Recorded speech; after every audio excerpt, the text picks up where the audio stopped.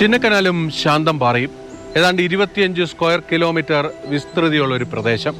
Zinc കണ്ടം, cement പാലം, 301 colony. ഇവിടെയാണ് കാട്ടാനകളുടെ വിഹാര കേന്ദ്രം.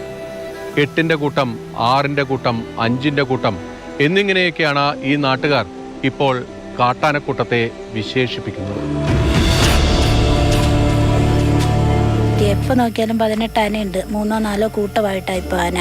നേരത്തെ പോലെയല്ല, ആന ഇപ്പോൾ ഭയങ്കര ശല്യ. ചക്കക്കൊമ്പനാണ് ഈ പാഞ്ഞാണ് നടക്കുന്നത്. ഏതിൽ വരും ഏതിൽ പോകുമെന്നറിയില്ല. അതിനെക്കാട്ടി ഒരു ആനയും കുഞ്ഞും അവരും ഭയങ്കര അക്രമമായിട്ടാണ് ഇപ്പോൾ നടക്കുന്നത്. ആനയും കുഞ്ഞും അത് രണ്ടും കൂടിയാണ് ഈ ചേച്ചീനെ ആ മോനെയും കൂടെ പിടിച്ചത്. ഈ പുൽക്കൂട്ടത്തിനിടയിൽ നിന്ന് എപ്പോൾ വേണമെങ്കിലും കാട്ടാനക്കൂട്ടം പുറത്തേക്ക് ഇറങ്ങി വരാം. അതാണ് ഇവിടുത്തെ ഏറ്റവും ഭയാനകമായ സാഹചര്യം.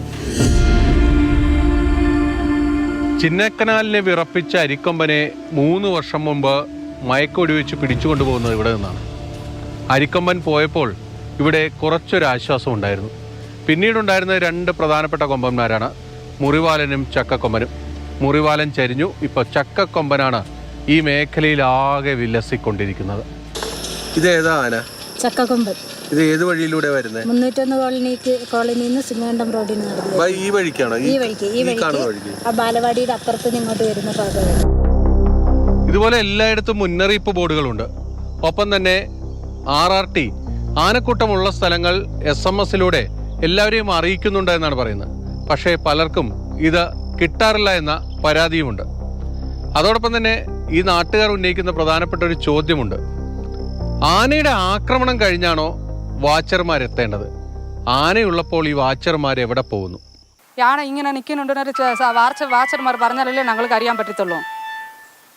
ഞാൻ ഇങ്ങോട്ടിരുന്ന് എനിക്ക് മുൻപ് പോയവളാ അവള്. അടുത്ത് ഞാൻ പോയതാ.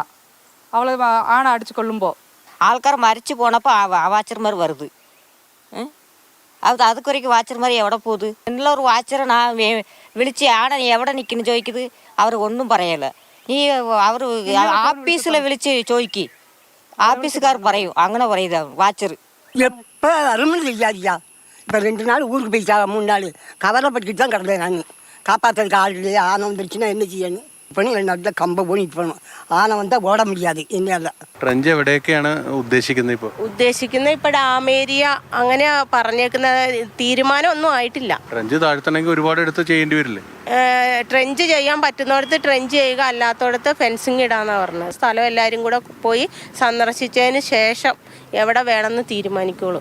ഈ ഒരൊറ്റ ഷോട്ടിൽ നമുക്ക് കാണാം ആനയിറങ്കൽ ഡാം, 301 കോളനി, സിമന്റ് പാലം, സൂര്യനെല്ലി, ആ മേഖലകളെല്ലാം, അതായത് ഈ കാട്ടാനകളുടെ ശല്യമുള്ള പ്രദേശമെല്ലാം നമുക്ക് ഈ ഒരൊറ്റ ഷോട്ടിൽ കാണാൻ പറ്റും.